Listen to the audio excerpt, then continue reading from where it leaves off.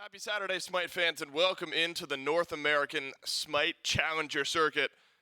We got a heck of a game lined up for you guys here today, and then a great day of SPL to follow later on today. One final match this week in the SCC after what has been a competitive back and forth week already. Standings starting to separate out a little bit, and one final match remains for two teams towards the top of the table. That's a lot of T's. One more T is with me, Trelly. Oh, that worked out perfectly. Trelly's with me to start off the day here. And Troy, I'm excited to get into this next matchup here. The Hounds versus the Storm. Two teams we expect and are at the top of the North American SEC. Yeah, it's wild thinking that these are two of the top teams because there's so many strong teams right now in the circuit, but these two have been playing pretty darn well. And I would think this jungle matchup is definitely going to be an interesting one. Oath versus Magic Feet, both arguably one of the best junglers in the league, and Sino still in the conversation. There's so many good junglers right now, especially in this Challenger circuit. So, yeah, definitely a good match to watch. Yeah, NASEC feels pretty stacked, and we got some good games already this week. So let's take a look back at what we had. The Anansi Weavers up against the Tanuki. Unfortunately, fall down 2-1, then the Wardens grab a 2-0 win over the Sages. So starting to separate out a little bit of long, a little bit of short already here this week. And I think this has been the anticipated matchup, Hounds versus the Storm, to end the week here. We would have it no other way to end the week here in the North American SEC, again, headlining prior to the SPL starting off later on today. Well, Dave, why is this matchup so important? Well, when you talk about these teams and the success that they've already had up to this point in the North American SEC, it's easy to realize why there's a little extra oomph behind this one. Storm and Hounds, both 2-0. One team will rise above the rest, and the other, I say drop down, but you'll effectively still just be tied for second with the Tanuki and the Wardens, with the Weavers and the Sages unable to find a win here in the North American SEC just yet. And when you talk about how competitive the North American SEC is, Trelly, grabbing that extra win of kind of padding, so important when you consider the end of the phase and separating yourself from these other two teams. Let's talk about the first of two teams, though, in this matchup, the Hounds. Remikami, it's Oath, Crimson, Quig. Today it's Renjaru. Normally it's Dude Man Bro at ADC, but Renjaru will be playing here today. So there is a role swap, and I think that does change some things, Trelly, especially in a pretty important role like ADC. But Quig, certainly a good support. And Renjaro, we've seen some tape from over the years in the SEC as well. And so I don't think the Hounds are, devastated. Dude Man Bro, of course, a very, very good ADC, but I don't think you can count him out regardless of sub or not. No, definitely not. I think the roster as a whole, we'll say, definitely seems very strong. Even with a sub, as we said, Renjar very capable in his own right. So I don't think they're going to be hurting too much there. Just really, do you have to, switch your play style up a wee bit? Probably. I mean, it's a new player. You have to get used to those comps, things like that. But besides that, I think they're going to be just fine. They can really play. Just because Dude Man Bro has some success doesn't mean they have to, rely on him so heavily. They have a full roster of people that are very capable, able to frag as we are looking at these highlight tapes. I mean, as I mentioned already, the jungle matchup, Oath, very commanding, likes to get active early, put some pressure on the map, get his whole team ahead, that sort of thing. So I think they're going to be just fine even with the sub. Yeah, I'm glad you highlight Oath, because Oath, I do like if you talk about relative impact of subs on a team, I think Oath would be so difficult to lose, mainly because of the role. I mean, playing with a different jungler, so much synergy all over the map. Why is the jungle matchup so exciting, though? The jungler on the other team's got to be pretty good, right? Yeah. The Xibalba Storm have a pretty solid jungler themselves. Magic Feet, who really stood out during the SPL qualifier tournament, kind of came out of nowhere and has suddenly just been playing really good Smite, I think surprising a lot of people. Yeah, Feet's been looking very solid.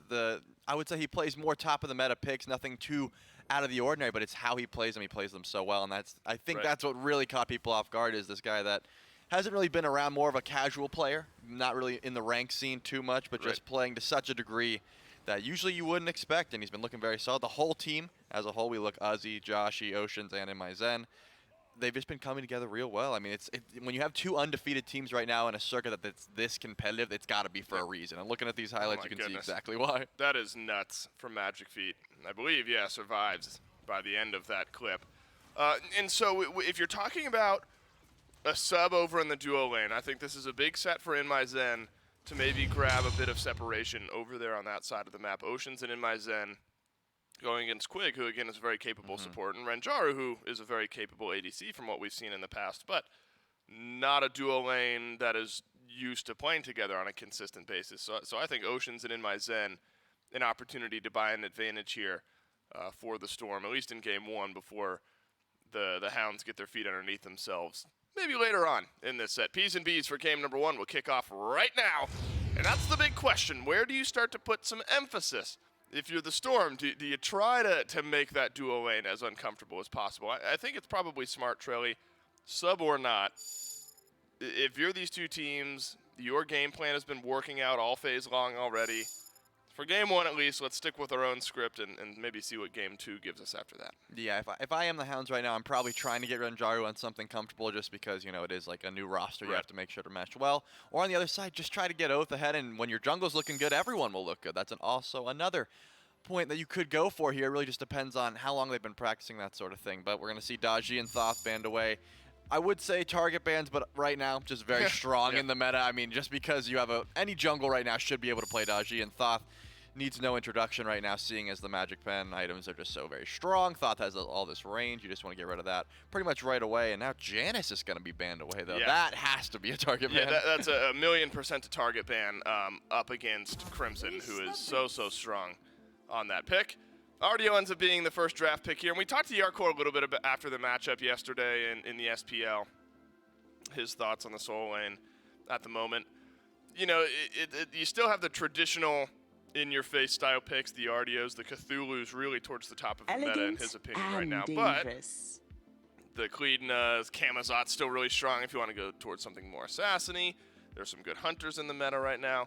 So with this style of pick, Ardio still near the top of that tier list. Now, Umoja surprises me, not because Umoja's not good, because Umoja's very good. Umoja in the right hands is one of the best supports. And the Storm have Oceans playing Umoja. And so at the SEC level, sometimes we don't see Umoja prioritized this highly. But I think Ocean's very, very strong on this pick. Yeah, I think just the amount of control that Umoja brings is always going to be a safe bet, despite the fact that, you know, maybe doesn't get as much pressure in the early game. I think as long as around these objective fights, the Rivers Rebuke and the healing, all of those things are just going to make it a very strong pick. But I like what the Hounds have done on the other side, where they take away the Cthulhu and then they grab the Ardio, making sure that they get a very solid solo matchup. I think it's going to be a very strong point here. I was thinking because, again, you are playing with the sub in the ADC. Do you either A, lean heavily on your ADC, trying to get them ahead, or just focus on the flip side, where you already know that you can get your solo in their head, and it looks like that seems to be the play. And they get clean as well, which is just going to be extremely strong right now. Right, clean as a jungle pick, of course, but as we just mentioned in the solo lane conversation, also potentially a pick away from the solo lane of the Storm. Storm likely then put the Jormungandr over in the solo lane. Now, we heard rumblings of this, Trelly, for a little while, that Yorm was back, Yorm was all the rage. And we have seen success. One pick so far, though, here in the NA SEC. One win, that being said. But we'll get another look at Yorm out of lane, what kind of disruption that can bring over in team fights. Second round of picks, or bans rather, start to roll through. We've got one potential ADC drafted, but I feel like we've seen AMC in the mid lane more than we've seen him over in Hunter. Yeah, definitely can't. That's at the map. Definitely can't count him out just yet in the ADC role. Probably could be going to mid, as we mentioned. There is 2 Guardians, so you could be going for that double Hunter, double Guardian comp that we see so much in the SPL currently. It's very solid late game. You're going to get pressure in that lane with AMC's insane clear. And the fact that Yorm is just going to be pretty safe in lane is always going to be a good bet. Taking away 2 of the Guardians away from the Hounds, though, Bacchus and Ymir. I'm surprised that the ESEP is not banned away, because that is something that they like to go to. We'll see if that is going to be an avenue for them to try to get some pressure. But into the Umoja, maybe not too worried about it. You can always just trap her in the River's Rebuke. Chalk is going to be locked in here. We have seen the Chungle a fair bit, but I don't think I've seen Magic Feet play it, so we'll have to see if he's got the Chalk Jungle in his arsenal. Yeah, this is almost certainly looking like a Chalk Jungle, where I don't know where else Jormungandr would go, unless somebody throws us a curveball. It's the NA SEC. Anything can happen, but we make educated guesses here, and I think the educated guess would be Chalk in the jungle for Magic Feet. Ganesh ends up being the lock-in alongside Ho Yi. And so a lane where Ho Yi can play safe, and you know, Mifflin talked about it a bit yesterday when we saw Zapman play this pick. A pick that, if falls behind, is okay, you know, can scrap back in later with the stun and the ultimate, of course. And so if you're even slightly concerned about Renjaru falling behind, Ho Yi doesn't seem like too bad of a pick. And it is double Guardian warrior in the jungle, double hunter for the Storm here, Trelly, as CERN ends up being the final lock-in. Yeah, it's going to be a very tanky composition, I think. Maybe not. I don't think the chalk jungle was something they really wanted. I think it was more so the Hounds took away picked the Kleena and then banned the Bastet away from Magic Feet, so sort of forced him into this more tanky style pick. But with double ADC and double Guardian, they're going to have a crazy amount of dive, and then late game the Shred is still going to be there. So maybe something that they had to pivot into. It still looks like a strong draft overall for the Storm. Yeah, if we're looking at Yamoja and Cernanos over in duo lane, Trelly, Ganesh and Hou-Yi, do you imagine pressure starts to push one way or another in that lane, or do you think it could be a coin flip? Yeah, I'm thinking CERN and Yamoja are definitely going to get clear over there. I mean, Ganesha and Hou-Yi, not the best at clearing very early on, but I think they're also very safe. Storm versus Hounds, two undefeated teams at the top of the North American SEC face off right now in game number 1. After a series of picks and bans that I think give two teams a strong advantage going, or two teams some strong comfort going into game number 1. As both the Storm and the Hounds have gotten themselves something I think to be excited about. And how exciting could the result of this one be in setting the stage for the rest of the phase of the North American SEC as Hounds versus Storm. Game number 1 starts off, and Crimson in mid on this Persephone, Trelly, you know, drew a ban in the Giannis. Persephone has kind of hovered around as that next pick up, hasn't she, where it feels like the Thoth has been very important. The Hunters have been very important. All right, if we can't get those, we go to Persephone. Yeah, I don't think Persephone is ever going to be a bad thing. You're sort of just going to want to stay back and farm. You have 4 damaging abilities that are always going to make use of this flat pen meta, as we mentioned, but you're against an AMC, and I think that's the big issue here. You're going to get out cleared. You never really want to jump around this AMC, can chase you down with the honey and just do a lot of damage. You've seen Rep Crimson is going for this start where he's going to be level 1, sort of stay away from the front. You don't want to deal with a chalk either right now, so trying to stay back and get your own farm wall. If you look over on the right, they're doing this solo and jungle start where maybe Oath can find some pressure, try to get Ramakami ahead. Yeah, Krim is kicking it and just trying to stay somewhat even here in this lane for now. Magic Feet has Blink, whereas Oath has gone for Beads. Quig throws down the Bracer in lane, so something a bit new as far as support relics go. But if you're looking at early jungle aggression here, Trelly, you do expect this chalk, especially with Blink, to maybe make some waves early. Yeah, I think Magic Feet's going to try to just get some pressure elsewhere. It looks like right now, again, Oath is putting a lot of stock in this solo lane, trying to get this RDO ahead. Ramakami will be able to rotate early, but looking at Uzi's build, this is the same exact style of build that we see from the EU SEC. I mean, we have only seen Yorm once, right? And usually it is that more tanky style build, but the Chronos Pendant, sort of full damage Yorm solo, and then you just get the World Serpent and you're able to rotate around late game, and since you can't die in that ultimate, you can still do crazy amounts of damage. I'm curious to see if Uzi gets punished for this, because again, in the EU SEC, we see this pick and you'd think like, wow, no beads and you're going full damage, how are you not dying? But the World Serpent, just such a potent tool to survive. Little scrap early, and how about this from Oath? That's a lot of damage on a Joshi. One last auto attack, please. There it is, and Oath will snag first blood 2 minutes into this game. That's simple. That's a walk down. That's a silence. That's an immobile AMC. Yeah, AMC not able to run away that time. Unfortunate pathing, and now the red buff is going to be looked at as well, so you're going to have to try and defend that or just give it up. It looks like Magic Feet will be posturing here, but we see the rotation from Oceans as well. Yeah, Oceans is going to make things interesting around this red buff. Magic Feet gets silenced out, actually picks up the red buff and sends Oceans right on through the wall. So at least secures it, but I'll have to drop his speed buff at a later date and pick that one up. Uzi doing just fine so far here in this lane. Ramakami has had the pressure, though, and been able to control Totem of Ku the first time. Looks like the second time will be just fine a little bit later on there as well. And I think that first kill is pretty important here, Trelly, because you're talking about how Crimson, you know, might be pushed out of this lane a little bit just because of Joshi and the way that AMC mid can work. Helping with even just a half level of an experience lead is going to give Crim a little bit of extra breathing room here in this lane. That assist maybe working a little extra here in this matchup. Yeah, I mean, obviously you want to get your Persephone ahead, but getting a kill on the Kleena, I think, is the scarier thing at the moment. Having just Oath be able to rotate around. Full Jotun's finished already. Looking at the opposition, Feet still level 4. Magic Feet is not going to be able to make the same amount of impact right now that this Kleena already has. So looking at the left side of the map, that is where Oath is looking at right now. Maybe we'll see some duo pressure with this extra item advantage. We'll have to see where he wants to go, but teleport is used for Uzi on this Jormungandr, so does have the TP, whereas Remakami has the beads, a little bit more rotation pressure, as well as this global presence with this World Serpent. So we'll have to see if Uzi makes an impact early as well, with a little bit more movement.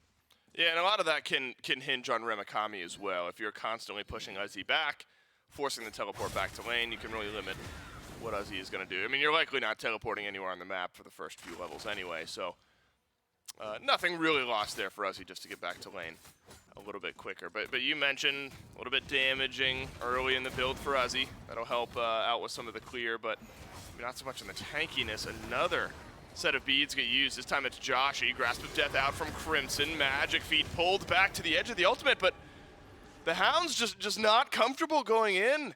That was a very low Magic Feet, and Joshi wasn't much better off either. Stinger could have made a difference there, Trelly, but tentative on the re-engage of the Hounds. Yeah, it doesn't look like they were really able to commit to that. They had the Persephone cripple, so he couldn't really teleport out, had to just throw the axe down, throw the slow in the heal, and hope that no one wanted to engage, and it seemed like they were afraid of the rotation, so just decided to get all the buffs on the map right now. Renjaru's going to pick up a purple buff, so In My Zen probably going to be sitting under that tower for a little bit longer.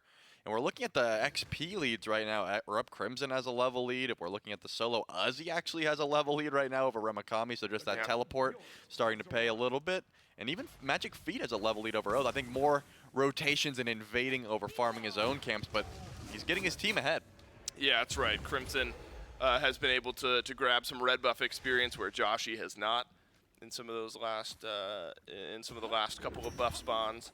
Stacking time now for Joshi, though. You expect this Transcendence first for the AMC. Need a little bit of time to spool that one up, but once it gets there, Joshi will start to swing. I mean, that's just this composition in general, isn't it, Trelly? Like when you have double Hunter, one in mid, and of course one over in the dual lane.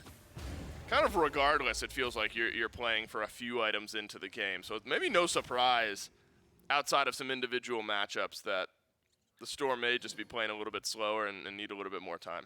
Yeah, they definitely don't have to rush right now. I mean, you don't want to get behind, especially on an AMC mid who's going to get pressure pretty much for free if you just play safely. But also, you're sort of a ticking time bomb where late game you're going to have this one ability-based Hunter that's hitting extremely hard then. A Shred Hunter is able to shred these tanks very quickly. Either way, you're going to have Objective Shred, you're going to have Tank Shred, and you're going to have squishy damage. That's pretty much all you want right now. You still have a lot of that in your own right for the Hounds, but I just think late game Double Hunter is able to just do it so much more effectively. So I don't think they're not too worried right now about the lead, but just going to have to play a little bit back. Well, I'm looking at Renjaru and getting out of the initial laning phase for a guy who has played at the SEC level rather plenty, but a sub for this team and subbing in for Dude Man Bro, who's been largely successful. Finding an opening. In My Zen uses the beads and an auto attack 2 more. Renjaru would have been able to find that solo kill, but instead In My Zen has to use the beads and dash away. That's what Hou Yi brings, that 1v1 potential. And I was just thinking how Renjaru probably happy that, we get out of the laning phase, the supports start to rotate out. Now it's all about farm and ward coverage and making sure you don't get ganked. Renjaru wants to do me one better there. Nearly grabs a solo kill on In My Zen. Yeah, I'd be surprised if we didn't see some more pressure onto this duo lane now. Sir, not the safest Hunter in the world, especially with the beads down, so we might see some action over here on this left side, but it looks like with the clean ults, they're going to try to burn this Gold Fury. Oh, and Gold Fury is burning. It has taken just a few seconds, and you've got Dharmic Pillars. The Eldritch Hounds. They've got pressure in the lanes, and they've got pressure on the objectives. Nice gold tick upwards after the Storm. That closed that gap up a little bit. 1,500 gold and nearly dead even in experience. And that's a good call. And I like throwing out the Dharmic Pillars early for stuff like that, Trelly. It feels like the cooldown is low enough that committing it onto an early Gold Fury, no sweat for Quig. Yeah, I mean, the Eldritch Hounds have not really had to worry about any targeted aggression from the Storm. They had the ward coverage. They knew no one could get there in time. So why not just throw the ult down? It's not like you're using it for peel right now. Unless Magic Feet decides to get very active because those cooldowns are down. I mean, how would they even know? Again, they didn't have the vision, so they might have heard a few of the abilities. But right now, they really are not looking to get too active. But it looks like finally Magic Feet might try to get active on this left side of the map, but immediately spotted out and just have to back off. Yeah, we haven't seen anything from the Chalk except for Oath getting aggressive and Chalk having to back away. On the map right now, a little far behind as far as items go. Tier 2 in the Mace tree, but able to go back, buy up some items of his own. Man, In My Zen is just Not been full HP. What is that gap close from Oath? My goodness. In my Zen brought so low by Renjaru. And this time Oath is in range to finish off the kill. The Hounds find another quick one. Red buff invaded, but the Storm able to drop it on their own. So the Hounds will come up empty-handed around the red, but Renjaru has already taken over the left side. Yeah, that must have been a really nice bounce because Renjaru still has the Suns available. That was not even the ultimate that got in my Zen so low. And then clean it in the wall. The dash is extremely long, so able to just close that gap very efficiently. And now another kill for the jungle of the Eldritch Hounds. I'm not too worried about the kills, though. When you look at the gold, already about a 2K gold lead for the Hounds before 10 minutes. If they keep up this pace, they're going to be looking very solid to end this one up before these Hunters even able to get online. We're going to have to see the Storm get a little bit more active here. I mean, it's one thing to say, hey, we're going to go for a late game, but you don't want to give them this much of a lead. So they're going to have to find some sort of success. I don't know where on the map you're going to be looking, though. Yeah, it's like the Hounds suddenly fall off as Uzi takes a whole heap of damage. That is so much from Oath with the way the items have worked out here so far. Maybe not surprising because Uzi, in the way that build has looked so far, should be taking a little extra chunk damage from Oath right now. And that's the risk you run with now World Serpent down. Uzi under a little bit more threat maybe from Oath to head back over towards right once more. And you can see the way Uzi's playing all the way back behind the tier 1 tower. Pyromancer's up now, and the Eldritch Hounds were so quick to pull this pull the Gold Fury a few minutes ago. Pyromancer under serious risk if the Hounds put a concerted effort over here towards right. Yeah, I mean, if they have the vision and they know that no one from the Storm are able to defend, that's one thing. They can burn very quickly, but there's a lot of steal potential and just disruption on the side of the Storm. The Chalk Gold, for example, Blink Chalk Gold is going to make any Gold Fury confirm, or Pyromancer confirm in this case, very difficult. So if they know they have the vision and they know no one's here, sure, they could burn that down very quickly. But whenever a Chalk is going to face check the objective, they're going to say, you know what, let's back off and just go back to the farm game. No reason to risk. We don't want to let this team get back into it. We have this lead build for us, and now we might see a little skirmish over just some ward vision. Nice silence out from Quig, and then the follow-up silence from Oath. Think about that combo as this game goes on, especially on an individual target. Quig silence into silence from Oath on the Kleedna. I just can't imagine how obnoxious some of that individual change CC is going to be later on here in this game. Doesn't cost Magic Feet all that much just now, but does open up the door to a potential Pyromancer. Bracer is down from Quig on the back of this fight. But without Renjaru over on that side of the map, the burn was going to be a little bit slower. And you'd think you'd want to fight around Renjaru right now. I mean, there's no objective here just yet. Maybe in a minute you start to see this Oni Fury pull some eyes towards left, because even with just that one level lead, you can tell Renjaru has just felt more comfortable in lane over the last couple of minutes. And on the map right now, a pretty decent item advantage. So if in my Zen trail he can't go back in the next 45 seconds or so, a full completed Aussie and a Light Blade over just that tier 2 item for in my Zen is a pretty hefty margin. Yeah, and the fact that Zen is not able to pick up a second relic. He will go back, though, and finish the Aussie, so they won't be able to push that lead too much. But again, looking at the XP lead that we're looking at here, we're seeing those items sort of come through. Magic Feet already has the beads picked up. Oath has not been able to pick up base just yet, so looks like they are just going to go for the Pyromancer, and he's not even going to worry about it at all. No one's here. Yeah, 13 seconds on the Oni Fury, and 0 on the Pyromancer as the Eldritch Hounds grab themselves another neutral objective and no pushback from the Storm. And the concerning trend is not that the Storm are actively doing anything wrong. It's that now a couple objectives, the invades, all of that sort of stuff has just been given up. And these are the types of games, Trelly, where another 10 minutes from now, the Hounds will somehow be like 8,000, 9,000 gold up, and we're wondering how we got here.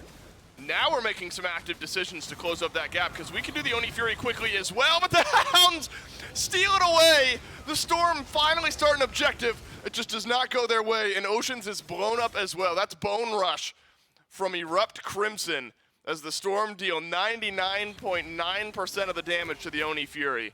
But it's that last 0.1 that counts, and the Hounds have got it. I'm really surprised Oceans didn't just throw up the River's Rebuke. I mean, you could have blocked all that damage from Bone Rush if they just dropped the ult, but instead, Oceans dies, doesn't even get the ult off. That's a huge fumble for the Storm. I mean, they definitely had a chance of 50-50 at the very best, but still, I think River's Rebuke weights your coin a little bit, and now we're seeing Oath in the wall right now. They might be going for this tier 2. Yeah, look how much of the map now you're losing if you're the Storm. Some pressure on the tier 2 tower. You've already lost the tower. over in the mid lane. Massive gold swing now. We were looking at like a 3,000 gold lead a second ago. We're up closer to 5,000 gold and 5,000 experience. And that just feels, I mean, I hesitate to say unlucky because I think you're right. There are ways to outplay that moment. In my Zen drops the ultimate. Oceans could have as well. It just depends how much you're valuing your ultimates versus securing the Oni Fury. But that's a moment where the Storm are trying to be a little bit more active. Take life into their own hands a little bit and stop letting the Hounds just slowly building up this gold lead, and it just doesn't work out. And so the next likely objective here, Trelly, that we'll look at is the Pyromancer, and that'll be up in just a few minutes. But you hope that's not mentally backbreaking for the Storm. Yeah, I don't think they were pretty happy with that one, so trying to wipe that one off is going to be a little bit annoying. Again, they were close. They were close, but it's not enough. You have to confirm that objective if you want to get the benefits of it, and I think even if you drop all 5 ultimates, as long as you get out there and get the Fury, that would have been worth it because you're so far behind. You need an avenue back into this game. But Zia's going to have to go up into the ultimate again. So much damage. I mean, last time we saw Oath come over here, Ozzy didn't have any physical defense. Already said, you know what, forget this Void Stone. I just got chunked. I'm going right into Breastplate, and still just so much penetration online for Oath. The Serrated Edge is almost finished up as well. So Ozzy, I don't think ever is going to be sitting too pretty in this lane. Had to get the Sprint, and I think that's just for the Dharmic Pillars. You're going to get your passive tick to Jorm a lot in this game. You don't want to get CC'd, and then you're just going to have to sprint out of there. The beads isn't even going to help you at that point. So no beads available. They will have the CC chain, but just as long as you hold on to that World Serpent, I think Ozzy will be just fine in the late game. Man, Magic Feet has fallen pretty far behind. That's a 1,400 gold differential just out of the jungle. Red buff gets dropped. Crimson will send some damage over towards Oceans. Some big power spikes rather start to get hit. Again, Oath finishes off the Serrated Edge while Magic Feet is just sitting on 2 completed items right now. Ozzy finishes off Breastplate of Valor, but now Remikami is feeling a little extra strong in this lane with Stone of Binding. I look at Crimson completing the Charon's Coin. That percent penetration will help out a little bit up against Ozzy, I suppose, and then some of the tankiness later on in the game that Magic Feet brings. Here's an opportunity, though, for the Storm. Quig drops Dharmic Pillars, but a CC all over the place should be a kill, and it is. Finally, first blood to the Storm 16 minutes in. As Joshi will get his first kill of the game and the Storm's first kill of the game. And I look at some power spikes for the Storm as well, Trelly. Joshi now should be able to go back, finish up that Titan's Bane, which would be a big heap of extra damage for the Storm. Yeah, they're finally on the board there. Dropped 3 ultimates for a Ganesh, but they won't even use one for the Oni Fury. Unfortunate, but they might be able to get this tier 2 tower here, and that would be a big gold spike. Oath is coming from behind, though. Renjaru hanging out by base as well. Looks like the Storm on the back end of one pick were able to put a pretty successful push together. Knocked down a tier 1 and a tier 2 tower. A nice gold swing downwards. That's about 1,000 gold and a couple thousand experience, and it's just one pick. And so the Storm, again, taking matters into their own hands and driving the car just a little bit, where the Hounds have been in complete control up to this point. It is Titan's Bane completed for Joshi. And Trelly, now you are starting to get to that point in the game where, though behind, some of the big important power spike items are starting to connect. Remikami gets the root. Ozzy is able to get into the World Serpent despite Blink being used by the RDL. I don't think we've seen an aggressive World Serpent even once. Ozzy has been on the retreat all game long. But ticked over to level 18, so despite the fact that a lot of pressure has been put his way, Ozzy farming up very effectively. I think Magic Feet knows as Pyromancer's going down and decided, I'm just not even going to posture over there. Hey, we got the tier 2 tower. That was a pretty big win for us. Again, we mentioned already, this is a double ADC comp. If they can just get to that late game portion, even if a little bit behind, I think they're going to have some success in these team fights. But the Primal Fury is spawning. It's getting up very close right now, and it looks like there's going to be a full rotation from every one of the Hounds already here. Likely the first big fight of the game. So we wait for World Serpent to come back up. Decent cooldown on that. Ocean's waiting for River's Rebuke. Eldritch Hounds have everything. Can we fight right now before those ultimates are back? Hounds not doing so. Oath actually going to head back to base here. I think player damage does a pretty good job of highlighting the way that this game has gone. There's just been a lot of brawling over in the solo lane, and then a rotation every once in a while from Kleedna and some in-lane poke from Crimson and Renjaru, but everyone else has sort of passively been farming up. And the Storm, again, though falling far behind, may be happy with that pace if double ADC can start to catch back up here. You got Shred for MI Zen, no crit in that build just yet. you got ability shred with Joshi. And the Brawler's Beat Stick and the Titan's Bane as well. Wonder how some of that damage starts to affect Remakami here, as he is knocked up and starting to be taken down. River's Rebuke used again for one pick, and Remakami will take a lot, but not enough, and Remakami survives right down Main Street. Goes a Grasp of Death, but it will be detonated by the Storm. So despite there being initiation, not followed up by the Hounds, now Magic Feet has gone back in, does not have his own ultimate, used it on Remakami just a moment ago. Magic Feet taking a heap of damage now, double knock up from Uzi, but a dash back out by the Eldritch Hounds, and Remakami somehow still in this fight, but the Storm Trelly poking out a good bit of damage. Yeah, I'm not sure where the Stinger went there. I think if the Stinger hit onto Remakami at the beginning of that engage when he was in the River's Rebuke, that fight would have went so much better. I mean, the Prot Shred is really what you draft this AMC for, right? I mean, look at Remakami's build.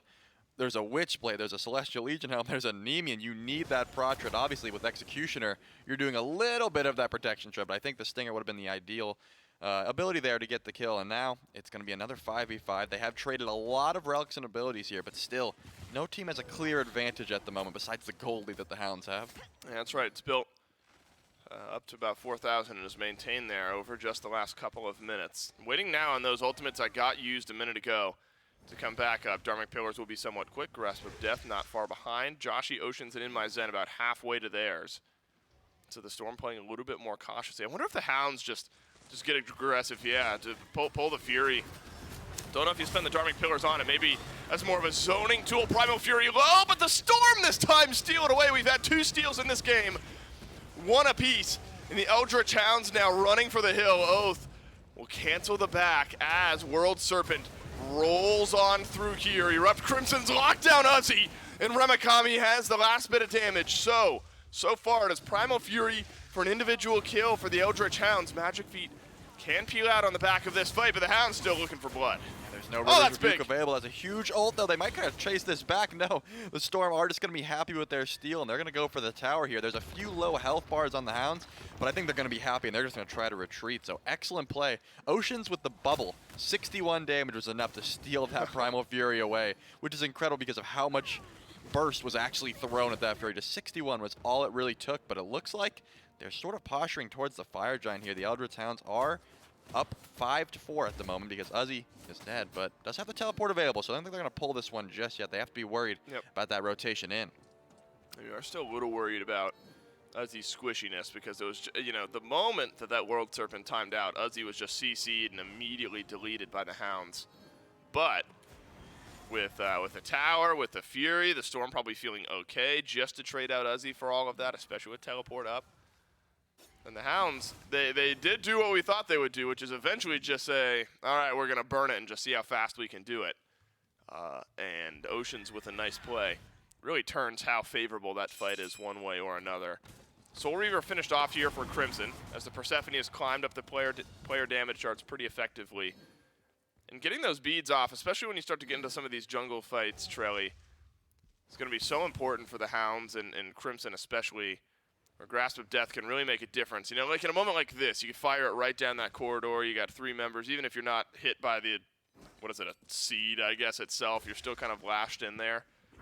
So as you start to get to this point in the game, I think this is where Crimson can really make a difference. Yeah, I would say so. Pretty much every item you really would want right now in the Persephone, 1 more slot available, but you have the upgraded starter as well, so really starting to swing right now in this fight. But the Pyromancer is spawning up here.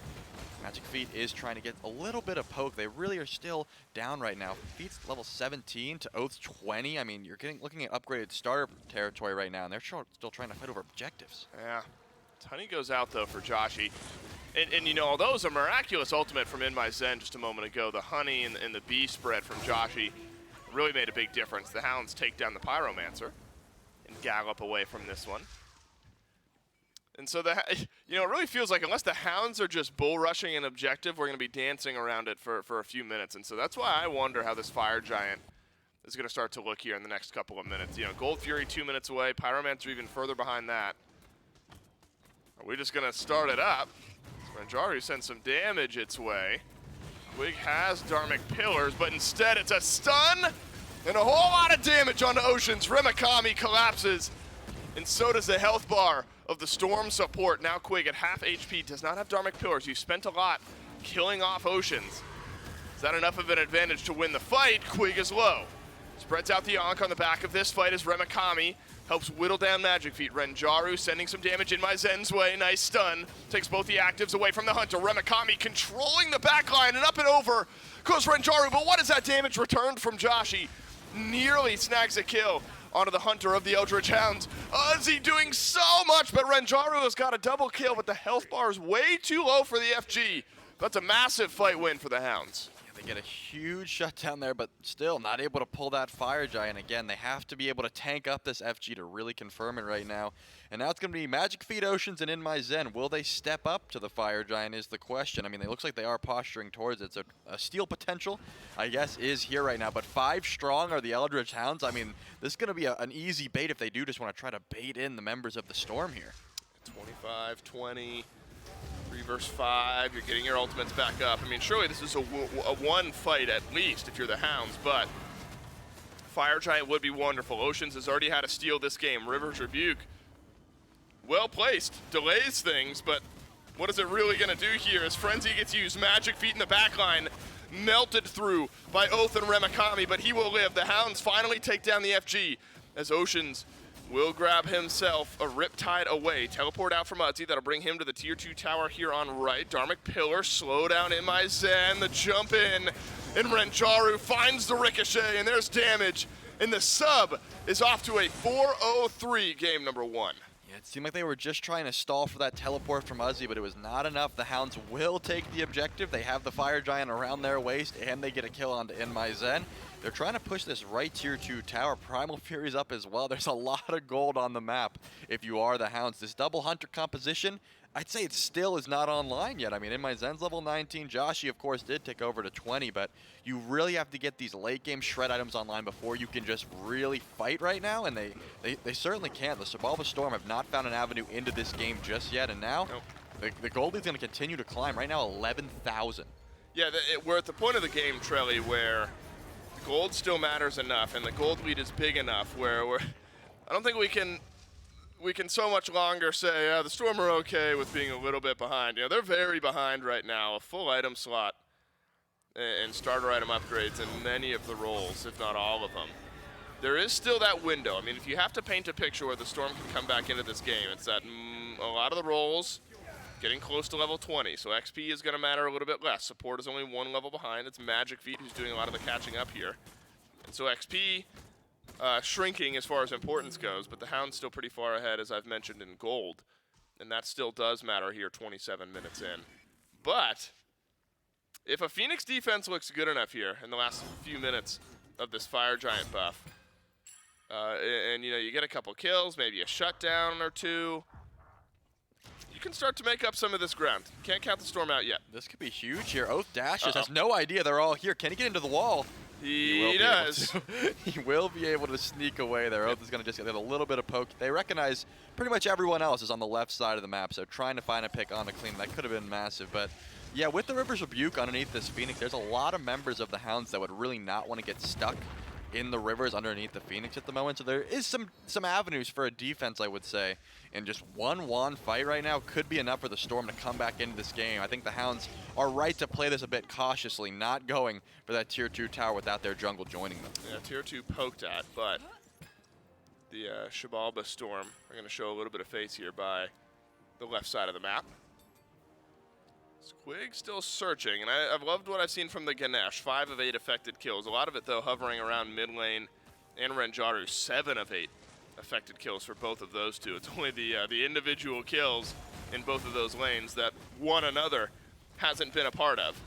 The Storm snagged 1 kill, and that's Joshi, who still is pretty strong in his build at this point. Now Silver Branch later on in that build. Troy, intriguing 4th item to be completed there in the Silver Branch bow, but will certainly help out as far as damage. Yeah, and the Corrupted Bluestone, so trying to slow some of that attack speed of the opposition here. Usually we see that Bluestone brooch for a little bit more damage, but this is going to be an interesting one. The attack speed slow is going to help out a little bit, and the Silver Branch, I think, with the Hives is going to help with just a little. You're going into this more damage-oriented build with your ability, so trying to shred the tanks is the idea. As Oath is sort of looking at this mid Phoenix here. The 1v1 jungle battle is occurring, but that Phoenix is getting pretty shredded here. Wow, Oath is just mauling that objective. One more minion wave, and if it's just Oath and Magic Feed here, Oath takes down this Phoenix no problem. So the Storm need to rotate. They got to now decide how much they care about this mid lane Phoenix. They send Joshy over towards mid. And Uzi. And Uzi is over here in mid as well. That means a 4 versus 3 over on the left side of the map. River's Rebuke is up. That's trapped Remikami in place. Stinger out from Joshy. Remikami will gallop away. Grasp of Death flies right on through from Erupt Crimson as well. And Oath has at least been slowed down at sieging. Fire's gone. And Fire Giant is gone. So the Storm lose all of their towers, but at least go into this next FG without any fire waves pushing into their base. Yeah, we mentioned the gold lead already and how it's still at that point where it matters, but the Xibalba Storm, they're starting to get a little bit more items online. If they were able to upgrade some of these starters, I think they'd feel confident at least to siege a defense here onto this Fire Giant. They still have a little bit of time, about 24 seconds, and I'm sure they have that timer down pat, so they don't have to post up just yet, as the Eldritch Hounds are going to back and spend some of that gold. We're going to see some absurd builds come online here. Up Crimson obviously has the Rod of Tahuti online. Probably could upgrade it, but upgrades the beads instead. So that's going to help out a lot. The temporal beads, if your jump's on like a 2-second cooldown, just hit that beads and you can jump out effectively. So the upgraded relics are really when we're starting to see this gold lead. This is the last.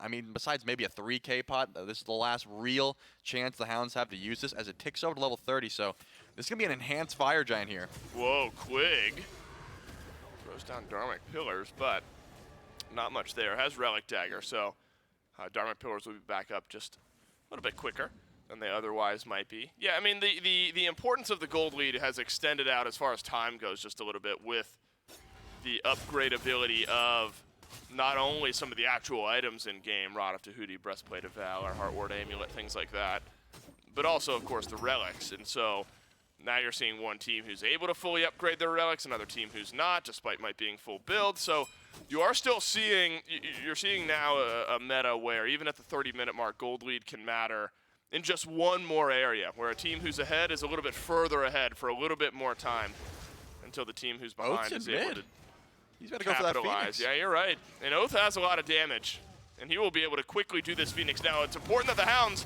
don't just handedly lose this fight, but all of the CC is perfect. From the Xibalba Storm, it's connecting on a Remikami. River's Rebuke goes up. The Titan, yes, under attack, but it's just the minions. He's going to go for the Hounds. They can't delay the backs here. This Oath is on the Titan, but will end up pulling off, though, half of the HP of the big objective is gone. The rest of the Storm hovering around this enhanced Fire Giant. It's only Uzi who has gone back. A worthwhile push so far from Oath, but it's still a 4v5 on the map as Remikami is gone. Quig locked down in place. Half of his HP is gone, but you can say the same for Magic Feed as Oath rotates back out of the base. And what a chaotic moment there where the Storm find a pick, but lose their mid lane Phoenix. I mean, they have the Yamoja heals. Uzi is full HP with teleport still available. Enhanced Fire Giant would be a lot better than your mid Phoenix right now. So if they are able to confirm this, they have to look for the fight. I mean, if they get the Phoenix for free and then get nothing, that would be terrible. But this enhanced Fire Giant, that would go a long way. Storm are going to pull it. Wow, this is where this game can really stabilize out. Fire Giant low, Quig in range, but Dharmic Pillars not on the objective. Oceans is low on the back line, though. Fire Giant taken down by the Storm. Enhanced FG to the Storm, and World Serpent will disengage. Trelly, it feels like this game, 32 minutes in, is brought right back to even. A miraculous push from Oath, but I feel like you really need Remikami to survive to keep the numbers on the map equal. Yeah, if they were able to stop all the backs, Oath probably could have ended there, but you can't win the fight without your solo laner or jungle, so the Storm have done a great job of getting that enhanced Fire Giant, and now you're in a little bit of a tricky spot because you have this double ADC comp. We've talked about it so many times, but we're seeing all of these items be purchased. Look at the right side of your map. Everyone right now is buying all this full build. So besides Oceans, I'd say everyone is really online. Uzi still has not purchased that last item, but has the teleport available. So this is going to be a big swing if they're able to take down these tier 2 towers. But if I learned anything from watching the Leviathans, there's always a chance that the Kalina could just go backdoor. That mid Phoenix is still down, and she has so much Titan damage, so you're going to have to ward up as well. Yep, yeah, absolutely will. That's the Titan. Just above half HP at the moment. That's right around where it'll stay for the time being. As the Eldritch Hounds, I don't know, Trail, you get a massive lead in this game, And you know, it's interesting because the Hounds were able to leverage it, right? I mean, you had pretty good control over the map and over the game as Uzi silenced and jumped on. So he'll be able to get into the World Serpent. That would have been a massive pick for the Eldritch Hounds. The Hounds were able to capitalize. They were able to use that gold lead pretty effectively, but it's really that Fire Giant that ends without any Phoenixes being taken down, where I think the Storm found themselves a big win. And they're actually playing that split push pretty well. Oni Fury over to the Hounds. You're going to have Oni Fire minions down mid. Looks like maybe the Storm okay, Trelly, just to wait out this enhanced Fire Giant, hoping that the next one, all items and all of the map state will be equal. I think just grouping up and pushing down mid lane is a great option here because you're countering these fire minions, but you're also trying to get some gold in your hand. I mean, you should be able to win this 5v5 pretty easily. You have the enhanced Fire Giant. The question is, will Oath split push? Well, you have to worry about that. Obviously, right now, we've seen how much damage the Kleina can do to objectives. You still have to worry about your Titan, but look at those wards. They have wards all over that mid Phoenix, so anyone trying to backdoor them will be spotted out. His Oath is going for. We can see his positioning right now. So if we just look whenever we see him step over this ward, which is about to happen. Oh, he actually just skillfully avoided where it was, so there's going to be a little bit of juke This one for sure, right? Oh, yeah, there you go. He's on that ward, a back channeled by 2 of the 5 members of the Storm. And so Joshy heads back to base, but Oath will trade spots. What a unique game where literally nothing's happening except a chess match where Oath is considering a backdoor, steps on one ward, avoids the other. That suddenly completely changes the push that the Storm are looking for. Like how the map state and how the game ebbs and flows based on where Oath is spotted on wards, things like that. So unique. That buys some time, though, for the mid lane Phoenix to spawn. Much less risky for Oath to just try to walk in and grab this Phoenix, but when the rest of the Storm are back, still very high risk. Fire Giant just up for 45 more seconds. Again, the Storm able to at least slow down the game. Or if the Hounds get enhanced FG with how far ahead they are, I think the game is just over. But the Storm, Trelly, looks like they have done enough to extend us to one more enhanced Fire Giant. This time much more even than we've seen the last few fights. Yeah, as you mentioned, the chess match we're seeing, I think Oath recognized that I'm probably not able to backdoor here. They have to be warding up. Once they do start channeling their backs, we can effectively waste the rest of this enhanced Fire Giant. So keeping those tier 2 towers up, not letting these last few items go down. Obviously, Magic Feet still has that Titan's Bane he's working on. Oceans still has an ability. One more item to finish there. And Uzi just has a tier 1 cloak. So if they could just stop the full builds from coming out before this enhanced Fire Giant fight, as you mentioned, I think if the Hounds take this, it's all but sealed. I mean, at this point, the tanks could solo Phoenixes with that buff. So I think it's going to be a very massive fight here. 20,000 gold, but still looks pretty even in this game. And the root relic for Uzi, I'm always excited about watching that. Was it Entangling Wings? Entangled Wings, Roots. Give it to me. Entangling Wings, give it to me, Doug. That's a win already here on this Saturday. And I'm excited to see if Uzi's able to use, you know, some of the more eclectic relic choices. I'm always excited to see if they're able to make an impact. We see 0 SpongeBob blinks. Yeah, sad about that. So far, Magic Feet can still be a champion for my cause when he's able to upgrade that item. But enhanced Fire Giant about to respawn 37 minutes into game number 1. Eldritch Hounds about to cross the threshold of 100,000 total team gold. Xibalba Storm, yeah, they're 20,000 behind Trelly, and still a little far away, and a few of the rolls from full build. So there is still an item advantage to be had for the Eldritch Hounds, but it's much less than what we were looking at a few moments ago. And how long this dance lasts maybe depends on wave pressure, things like that, but looks like the waves won't be crashing anywhere anytime soon. Yeah, my eyes have to be on Oath right now. I mean, on this Kleina, it's really where are you going to position? Are you going to half health someone through the wall? Are you going to split push, pull someone away? Are you just going to, you know, farm and leave them guessing? There's plenty of options right now. I'd say a chalk is pretty one-dimensional in. Are you going to blink in or are you going to poke us? But Kleina just brings so much outplay potential, and it looks like the Storm are sort of just pushing in for Quig here.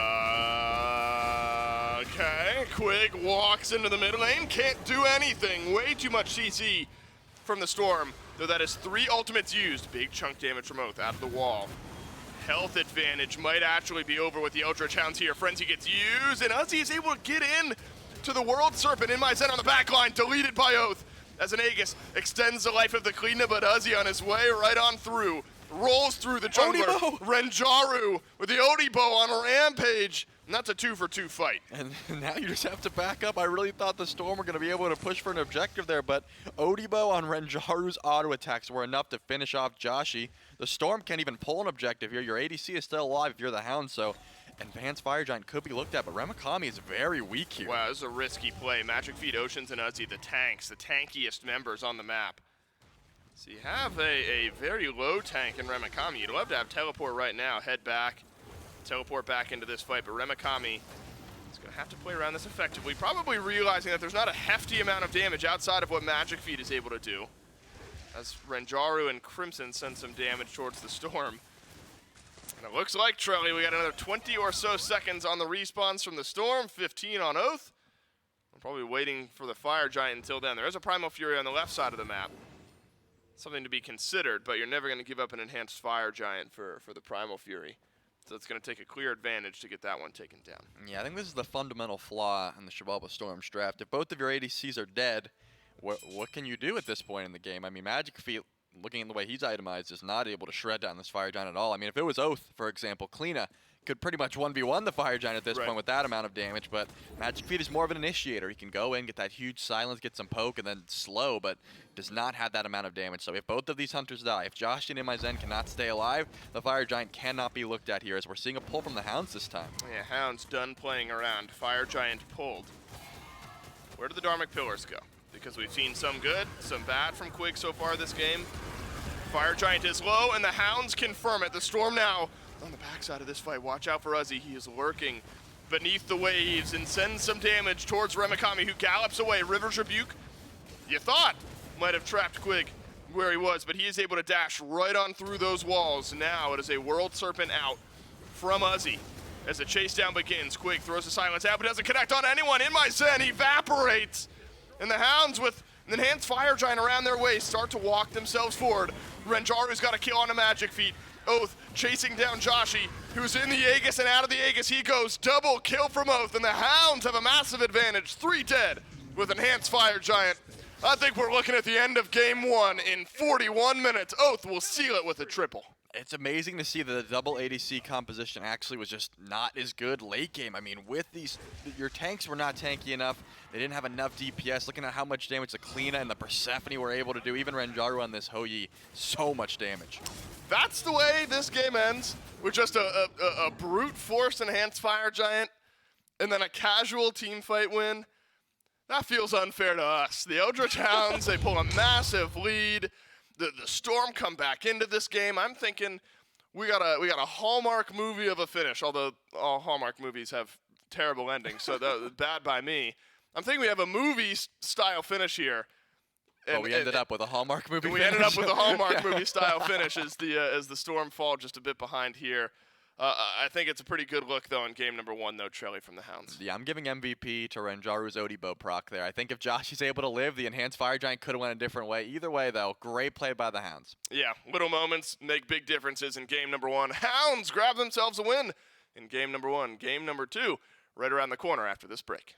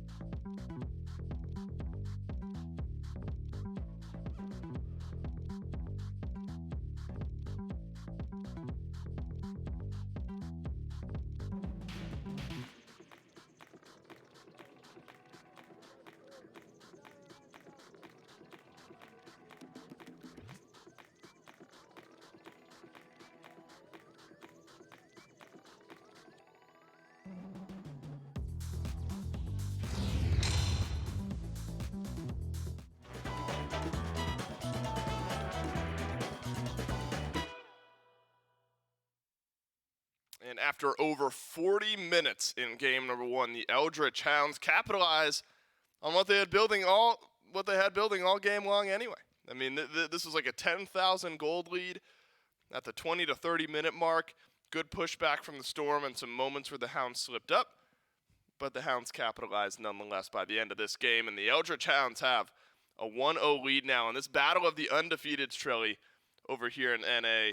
Some standout players, I think, on the Hounds. I think Oath had a great game. Renjaru, who's subbing in for Dude Man Bro today, put together a really nice performance as well. But really, I think Cleedna stands out to me as one of the most important members of the Hounds here in Game 1. Yeah, I mean, right now, you can't give Oath Cleedna. I just think too much pressure. The late game damage was just absurd. Magic Feet on the chalk just couldn't really take the 1v1 in mid, as we saw the Phoenix was able to be taken down. And then you always had this fear of where's Cleedna in the wall. So I think Oath, definitely a good player to highlight there, as well as Renjar, who's just doing consistent damage with those auto attacks. And even up Crimson on this Persephone at top damage pretty much the whole game. I mean, the whole squad was playing very well. Yeah, you're right. Crim definitely deserves shout-outs, especially when you get into these late-game team fights. You know, those are the moments where, of course, individual moments can make a difference. But with how important and how tense things got, where one team fight effectively ends the game, everyone's got to be doing their job. You're right, though. That health bar melts. That's a ricochet from Renjaru. Look at that gap close from Oath. The ultimate does connect from Zen, just a half second too late. And later on in the game, Trelly, I mean, we are 41 minutes into the game here, and this is the difference maker. Oath just kind of strolling through the forest. I'll dash through, and I'll take a whole lot of damage on the other end of this Aegis as well. You know, I admire the Storm in Game 1 and their ability to kind of fight back despite a massive deficit. There's really the split push, the almost backdoor attempt by Oath that kept the Storm in this game. But the Storm were in this game, and that's by their own doing. But nothing to write home about in those KDAs on the Storm side. It's Renjaru at 604, 613 for Oath. And then Crimson, you'll see here in a second as damage rolls through, a very sneaky 1-0-10 with 38,000 damage. What is that? 15,000? No, the 28,000 for Uzi, so 10,000 higher than anyone else in this game. 15 or so thousand higher than any of the other carries. One kill, but affected a whole lot more than that. Oh, yeah, there's a lot of damage coming out from Crimson. Just big poke with just the flowers, that sort of thing. But I think, you know, despite this late-game ADC composition that did sort of get online, I think they just got out-drafted. The Clean was able to do so much, and even though they were able to make it back into this game despite the gold deficit, they couldn't fight into it. I mean, their best option was to steal away and enhance Fire Giant. Besides that, they just really weren't able to find that good of a team fight. And, Charlie, we didn't see much from Magic Feet that game. The Chalk Jungle has so much potential. Just never really got there for Magic Feet, and I do agree with you. I think that ends up being some good pick and banning from the Hounds in game number 1. How about game number 2? Let's see if we can get Magic Feet on something a little bit more comfortable as we roll into a very important game 2. Storm need to win 2 and 3 to win this set. Hounds only need 1 more out of the potential next 2. First ban out will be the Stoth. No surprise there, 80%. Now, we mentioned how ESET was not banned out in game 1 at all, not picked or banned, and we thought that was surprising. I think it's doubly surprising when you consider in all of the SEC, ESET is banned out 90% of the time, and just who cares apparently in game number 1. Cleedna, Cabrakan, they'll take some bans here, and I think that's a good adjustment from the Hounds, because you know, I think if Cleedna's left open here by the Hounds, I think Magic Feet picks that first, and the Hounds don't want to deal with it.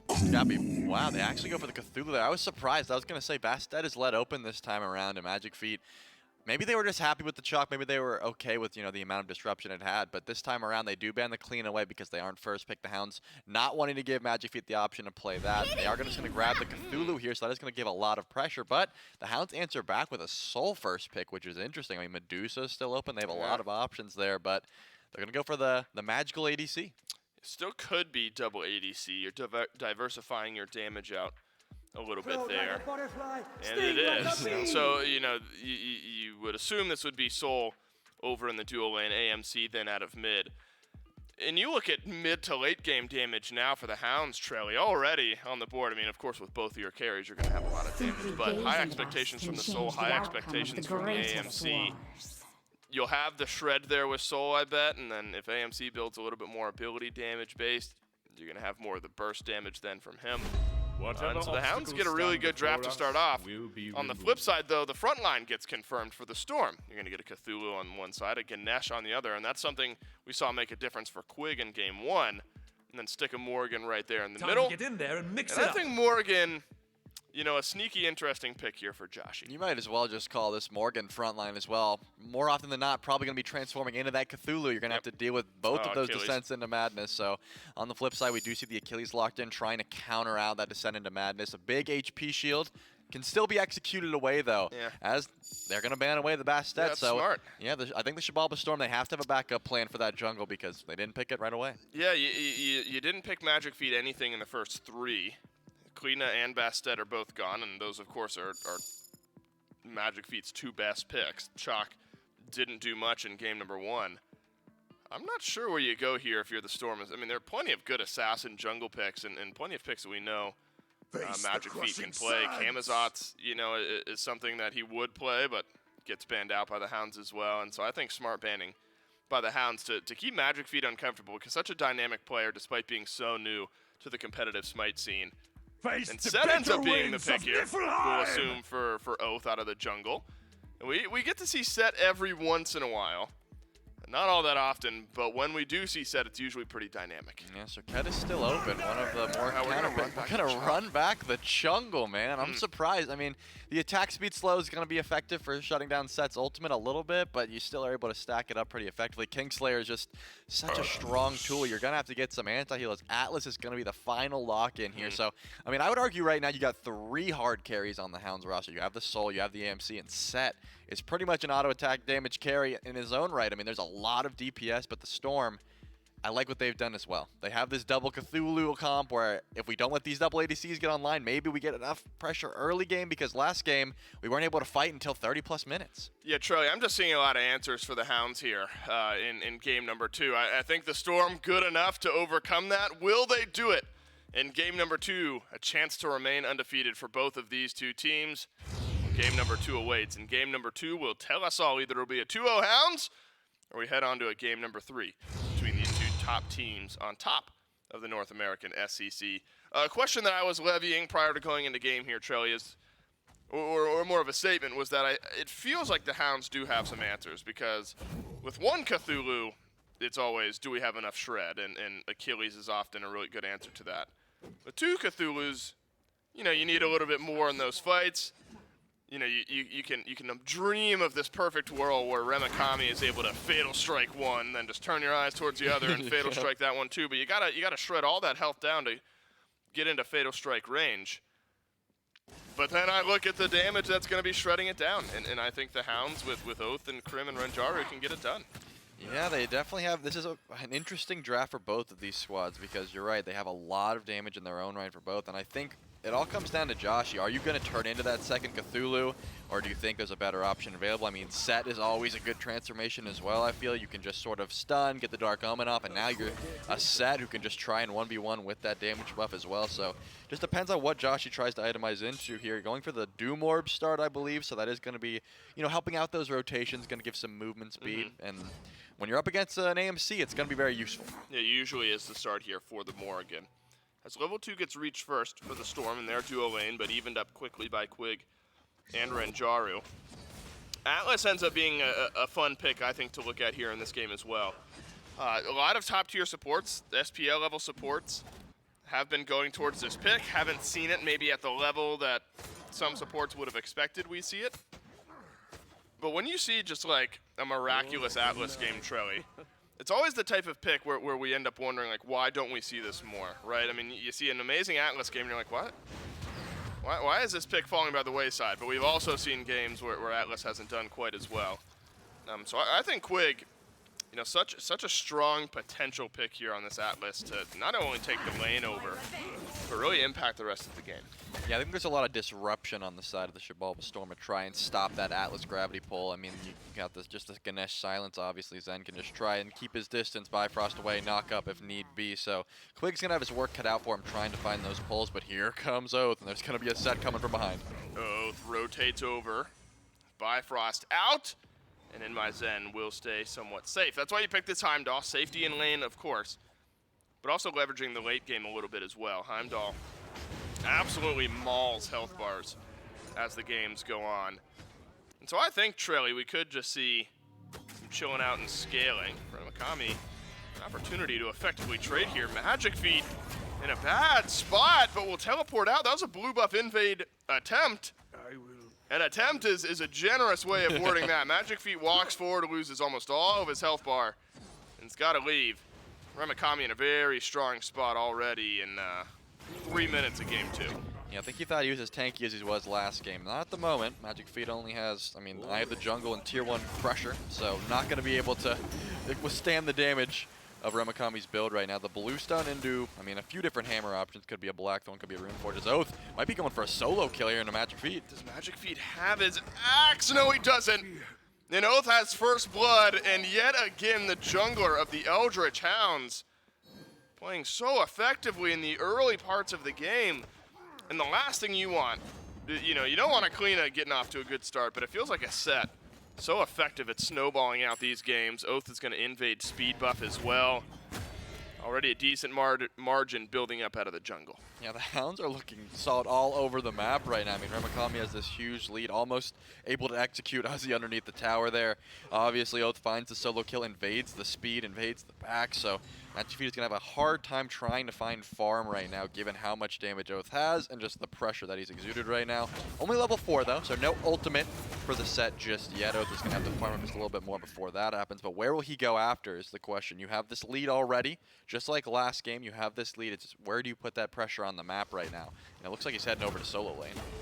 Yeah, why not? When Remikami can chunk half of Ozzy's health bar down, I think he just got to, like, all Oath needs to do is just do a little bit of damage here. Get it down into execute threshold. That's where he is. Fatal strike, easy as you like. Out you go. All right, not quite as easy. I mean, Oath nearly dead. And that lane minion begging for one auto attack won't get it. So a tower shot makes things more interesting, but that one pretty cut and dry, and I think Charlie's something you can run back. I mean, if Remikami can chunk down half of Ozzy's health bar, you just need a little help from Oath, even in the Descent into Madness, and Remikami's able to grab a kill. And my Zen has to ult away there just off the Stellar Burst from Renjaru, so a lot of damage coming out of this soul already. Just with that Gilded Arrow start into the Legion home, so just a relatively safe and tanky start for the soul, but still putting a lot of respect on that damage as this purple buff is getting invaded again. Ocean's already used the one, so I don't think there's going to be any steal potential here. It is low, it is down, and it actually looks like In My Zen able to confirm it. That one a bit of a coin flip. Weighted coin for the Hound, so actually pretty surprising the Storm were able to get it. But that's now back-to-back purple buffs that Renjaru and Quig have been able to freely invade. And one of them going in their favor. This one does not, but more of a testament to how the pressure has been going in this lane. Even without having gone back at all yet for either of the ADCs, Quig is able to push back against Oceans very, very effectively, and maybe no surprise there. I think the trend we got to keep our eyes on, though, Trelly, is that Magic Feet again. You know, we're only 5.5 minutes in, but Oath has already effected 2 kills here in this game, and Magic Feet with the blink on the chalk again. Just hasn't found the ganks, hasn't found the pressure early in this game. Yeah, I mean, to Magic Feet's help, I guess, I can't see an opportunity for him to find a gank either, so I don't know why he's going for it, but it looks like Quig is going to lead. Oh my goodness, Crimson takes down half of Magic Feet's HP. Oath fighting in the Dharmic Pillars here. Gonna get stunned down just short of the Dharmic Pillars. Might have been a kill there onto Oath, and Joshi and Magic Feet limp away from the mid lane engagement. A lot of damage out already from Crimson. Doesn't even have fully stacked Transcendence. Magic Feet, poor guy's just trying to farm up the jungle. Yep. Has just been getting chunked down everywhere he goes. And Oath already on pace for setting up a pretty good mid game here for the Eldritch Hounds, just by pressure, just by force, just keeping Magic Feet off of being able to impact the map. Support starts to rotate out of lane now, of course, as you see Oceans and Quig over there towards right. That'll leave Renjaru and Zen alone in lane. And both of these two in game 1 didn't shy away from some 1v1s. Maybe we'll get a little bit more of that here in this one. Yeah, it could be possible. Looking at Joshi's build, though, opted into the Chronos Pendant, so going to have more effective ultimates. Not as much movement speed as that Doom Orb start, but trying to get the ult online as quickly as possible. With Sands of Time, that's going to be a lot of CDR for the Morgan. Really, I like what I like about the Morgan into a matchup like this, where you're a little bit behind, and there's a few people that are getting pretty fed. You look at Oath, who already has a kill and an assist. You look at this, like the Achilles as well. You can transform into these characters that have this gold and this lead, and try to use some of their items against them. But the issue is, where are you going to find that pressure? I mean, right now there hasn't been any kill potential for Joshy. Again, Magic Feet not really finding any sort of engage. There's nowhere to look at the moment. There's a level and a half lead for Crimson as well over in the mid lane. That's Joshy. Just a second ago was level 8 to Crimson's 10. So Transcendent stacking, but still feeling fine is Crim. Watch out. Quig gets his pulse silenced, but able to throw it back just a second later anyway. Magic Feet, I would say throws out the axe, but I guess it's more of a hammer this game.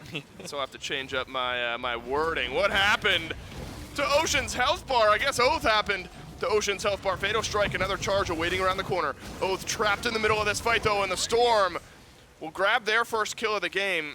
Very similar to how things happened in game 1. 3-0 start, answer back with a kill. This time it's on to Oath. Joshy turned into chalk on that one, so not even using the gold or the items from anyone else, just trying to use the quick burst from Magic Feet's chalk, and it looks like Rep Crimson might be walking into some damage here, but the honey is going to be enough to say, you know, go away. We don't really want to deal with this right now. The slow and the bee is just so annoying. They have a fair bit of poke as Joshy is going to get pulled back in by Quig. Yes, he will. And the beads, more annoying than anything else. Then, trying to block Renjaru off from getting back into lane here. As you do, you know, even from behind, you can still see where there's some value, and not some, there's good value in Oceans and the Dharmic Pillar, and how obnoxious Ganesh can be, slowing down the initiation from Quig in a couple instances there, and then Dharmic Pillar separating out that fight. It's felt very effective. Zen very effective in trading out against Renjaru here. Shogun's Kusari, second item for Oath here. So not only getting some good damage off, but facilitating the rest of the team, it looks like, for the Eldritch Hounds is Oath. Yeah, I think Oath got, you know, a little bit of damage taken down by the Dharmic Pillars as he tries to steal away that Scorpion there. And I think just putting a little bit of respect on the magical damage of the Xibalba Storm, saying, hey, you know, I don't want to get blown up by Joshy. Obviously, there's going to be a lot of damage coming out of this Cthulhu late game. Let's just get some magical defense online pretty early, as well as providing some auto attack speed to the whole team. It's going to help out the jungle a little bit and the whole squad of the Hounds. But looking at the positioning right now, there are some people looking at the oracles of the Gold Fury of the Hounds, so they will have some vision here. They have a good amount of burn once again. They have 2 ADCs, so the ward game is going to have to be strong if you're the Storm. You don't want another Gold Fury being snuck under your nose like last game. Quig has Bracer, has now gone Bracer starting back-to-back games. It looks like Soul Eater double stacking for Crimson out of mid. So while the game has already been off to a decent pace, and that will continue as Joshy transforms into the Chalk once again, sends the second ultimate out. And that's just pressure from Oath, who didn't end up taking a single lick of damage over in the mid lane. And you get the ultimate out of Joshy. So a small win for the Eldritch Hounds, but not sure they can convert it into a Gold Fury just yet. Zen still pretty strong here in this lane. Renjaru finishes up a good item and Spear the Magus. And so a couple very important items online already for this Soul. Yeah, level 12 is Renjaru right now in that lane, so a pretty hefty lead as Zen just ticked over to 11, so a full level in that dual lane, and an important one at that. Again, Renjaru is able to back up and get an Aegis if needed, a shell, whatever you really think is necessary. 2 relics is always going to be better than 1 here. Zen, though, just going to farm up, not really wanting to fight at the moment. You have the Bifrost at any point, so any sort of gank on this dual lane is going to be pretty null and void as long as you can teleport away. I think the gold lead is not so important as much as this XP lead right now. If the Gold Fury gets pulled, you're going to want 2 relics online, and it's just, will the Hounds be able to do it right now? Doesn't look like they want to. No, I'm not sure they do. A quick exit. Still waiting for Oath to, you know, it's like the kid from The Incredibles. Dash? No, the random neighbor kid who's sitting in the driveway. And Mr. Incredible gets out of his car, and the kid's just sitting there. What are you waiting for? I don't know. So what does he say? Amazing? Like, I don't something know, amazing, something, I guess, yeah. or incredible, or something like that. That's what I feel like I'm waiting for with Oath this game. You know, you get off to a great start. I'm just waiting for it to happen again. But Oath okay for now to sit back and farm up with this 2-level lead.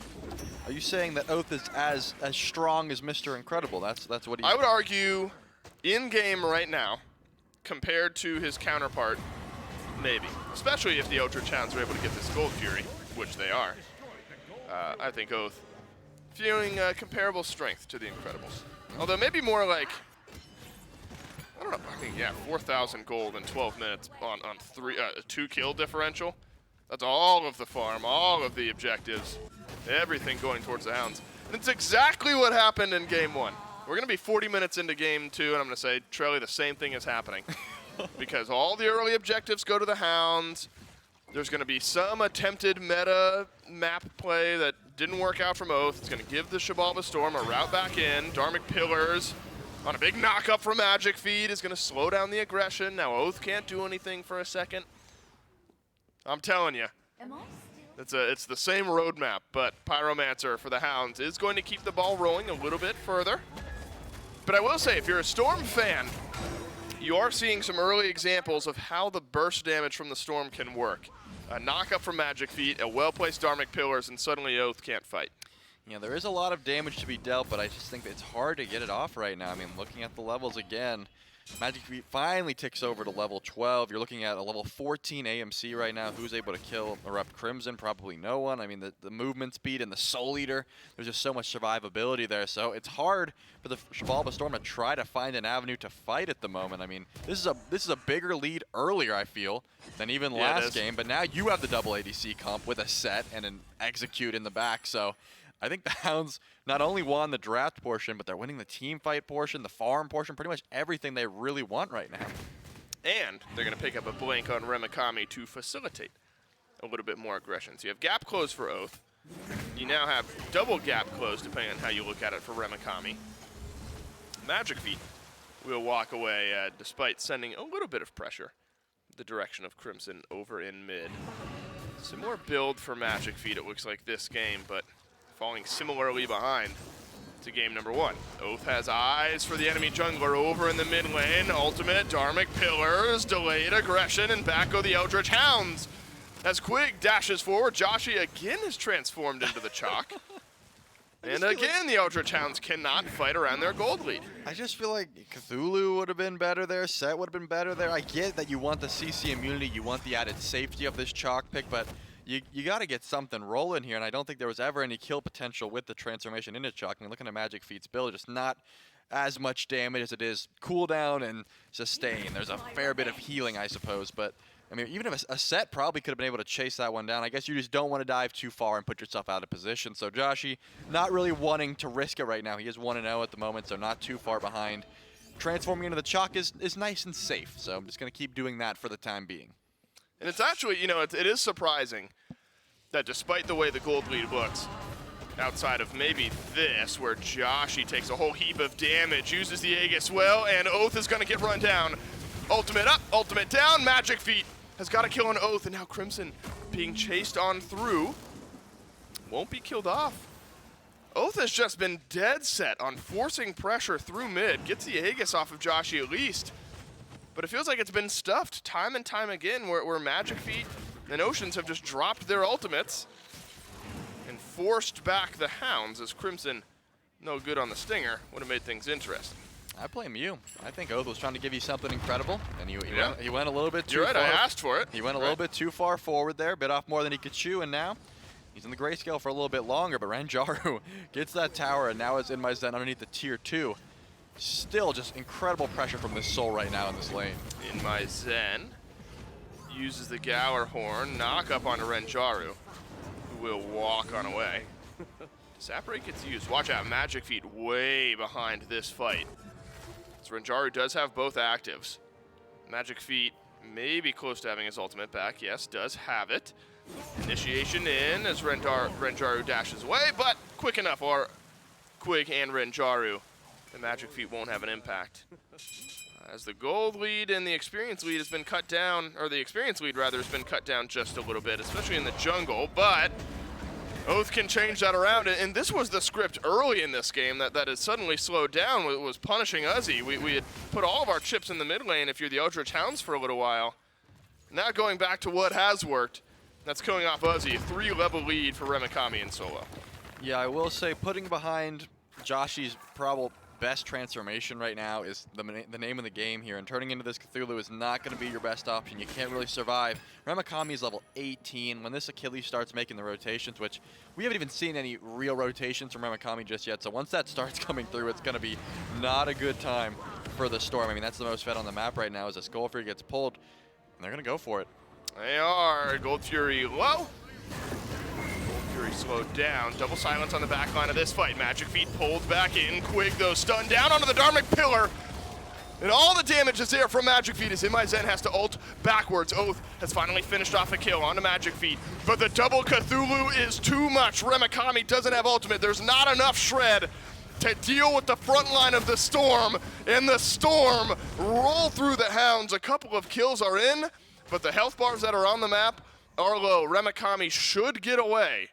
But that is a good fight win for the Xibalba Storm. I mean, that'd be a huge shutdown if they were able to find Achilles there. It looks like half of the Storm wanted to go for gold and half of the Storm wanted to chase. Unfortunately, though, they're not going to be able to get that shutdown. The Gold Fury still stands tall, but there's going to be a good amount of farming happening right now. Obviously, you already get the kill on Renjaru, so Zen is able to farm freely, but Joshy's in some trouble.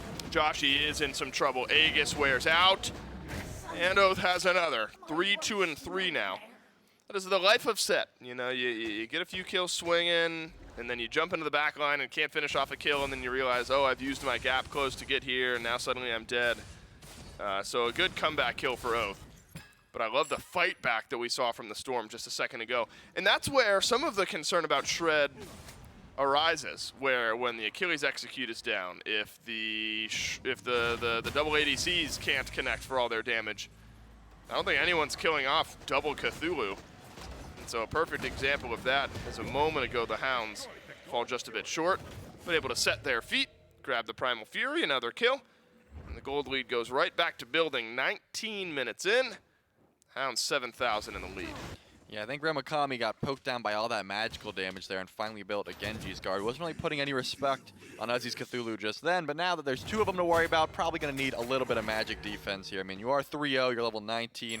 I don't blame him for feeling a bit unkillable until that team fight took place there. So now we're going to see an even harder to kill Achilles. After that, you still have to worry about the double execute, as you mentioned early on. I don't think there is going to be a world where you're just like, ooh, Fatal Strike, oh, turn around, oh, there's two low Cthulhus. Here's a second one. Yep. As it looks like the Hounds are pulling this Pyromancer now, that's trying to keep pushing this lead. Oceans finishes up a Divine Ruin. And so Dharmic Pillars will hurt a little bit extra. Hounds do grab the Pyro. This one quickly, another neutral objective over to the Eldritch Hounds. I want to watch where this Dharmic Pillars goes, because onto the right target, a Divine Ruin Dharmic Pillar with all of the CC that the Storm have in their team fight can completely mitigate what is otherwise a 8,000 or so gold lead for the Hounds. And so under the tier 1 tower, the Eldritch Hounds are actually playing on the back foot just a little bit. Magic Feet has Blink and Brawler's Beatstick, so anti-heal obviously prioritized by the Xibalba Storm, a couple members at least, where Joshy, instead of going double flat pen, just went Spear of Desolation into the Obsidian Shard. So lots of damage just in the base kit of this this Morrigan now. But still there on the transformations as well. Looks like the Hounds will get their feet back underneath them and send some damage towards this tier 1. Yeah, this tier 1 tower probably, not going to go down Ocean. Someone onto it. Cheeky body blocks here, making Magic sure Feet. Crimson can't do it, but there is a wrap around here. I think Feet might be in more trouble than he thinks. Yeah, Magic Feet was considering gank towards mid, but nobody damaged Magic Feet. Magic Feet like heals up through all of that somehow. Remakami silenced out. Uzi blinks forward, dashes in. Frenzy gets used by Quig as the Eldritch Hounds try to disengage. The first of the Cthulhus wreaking havoc on the front of this fight. Oceans dashes away. Joshy still has ultimate on the back of this fight. Hounds will choose not to fight any further. First of the Cthulhus wears out of the Descent into Madness, and no one on the map is dead. All right, I blame Crimson on that one. I mean, I don't blame Crimson on that one. Quig picked up Magic Feet, the Stinger came out, and then he just turned around. He was holding him in place, and he actually juked the Stinger for him. So I think Crimson was trying to go for the easy setup, and then Quig just did a 180 and missed. So Magic Feet does live another day. I think the Stinger would have been a large tool looking at that build. Titan's Bane, Brawler's Beatstick, full Transcendence. I think that would have been a big amount of damage onto the jungle, but once that Descent into Madness period is out, I don't think they were really afraid of anything that Uzi had to offer. So the Hounds, looking at their 8,000 gold lead at the moment, not too worried. about having to run away from that fight. I mean, as long as you outplay this Cthulhu wall, there's no team fight presence right now for the Storm. They just have this chalk gold, and then they have to disengage. Do have to think about In My Zen, though, who's reached level 20 on the Heimdall. Crusher, Aussie, chin size, silver branch bow. A little bit further into the build is Renjaru, though relative cost of each of those items can definitely be brought into question. But point being, In My Zen is going to be strong, and so there's going to be some serious damage numbers coming out of ADC once both of these carries are able to get involved. We've seen next to nothing from the Heimdall, next to nothing from the Soul, outside of some split pushing that we've seen. Tier 1 tower still up on the left side of the map, so needless to say, Quig and Renjaru have had the pressure over there.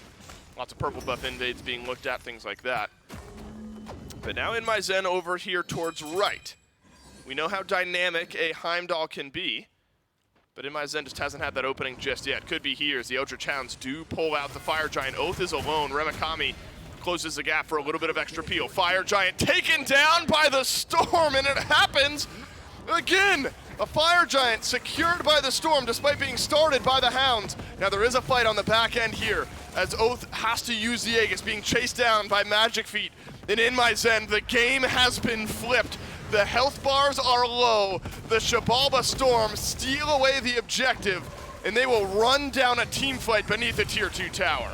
Both of the Cthulhu ults have petered out, but they're still looking for this. There's a fight underneath the Tier 2 tower. Oceans is very far up, and so is Feet. They are so low, the Hounds are, but they will get back beneath their Phoenix. And somehow, some way, only Oath dies. And that keeps things from being a lot worse. But a Fire Giant steal makes all the difference. Even if the Storm get nothing over the next couple of minutes, the Eldritch Hounds are completely slowed down. And it's another example, Trelly, of what we saw in Game 1, where the Storm get one of the Fire Giants, don't do anything with it, but it just gave the Storm time to farm up.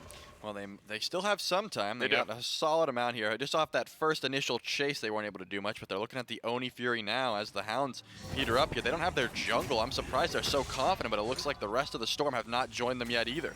Now the Storm back by the red buff right now, as Oni Fury is low. Quig pulls up one, Magic Feet executed by Remakami, but Joshi finishes off Renjaru, who was stuck on the Dharmic Pillars. Remakami had to dash away. Oceans has made such a difference in this game with the Dharmic Pillars. Fury gets confirmed by the Xibalba Storm there as well. So another objective goes over to the Storm, and another pick goes over to the Storm, despite the Hounds pulling back one. This is how you lose games where you're 9,000 gold in the lead. It's still a large margin to make up, especially if Oath is going to be split pushing. But the Xibalba Storm, again, have shown resilience and shown the ability to fight back into a game where there's otherwise a large deficit. Yeah, look at the support gap right now. Oceans has 4 levels on Quig. I mean, the duo lane of the Storm definitely looking very solid here. Zen was able to farm up pretty effectively despite how many of those invades were coming his way at the purple buff and stuff. Oceans, just the Divine Ruin and 3 aura items, but tanky enough to make all the difference in these fights, as you mentioned. So as long as the duo lane of the Storm is able to keep up this pressure, I think they're going to be just fine. They were able to get that Fire Giant. I think Joshi stole away with the Dark Omen there. So now they're just able to get that Tier 2 tower and left, make this gold a little bit safer, trying to climb back into this game. They have the damage, but the gold is going to have to go more in their favor. This is where the Eldritch Hounds in Game 1 kind of reset their feet. Seems like the same timeline, but like shifted back 10 minutes. It was like 35 minutes when the Hounds said, "All right, enough fooling around. Let's get this game dealt with." Depends what the Storm are able to do with the last little bit of this Fire Giant, what the Hounds do setting up for the next Fire Giant. Lots of towers taken off the map. A couple over on left, one on right, one over here in mid at least, another one in mid being aimed at. Do the Hounds put up a defense though around this Tier 2 tower? Joshi gets pulled back in. That's a nice burst of damage from Renjaru. Oath has eyes for the backline, takes down half of Joshi's HP.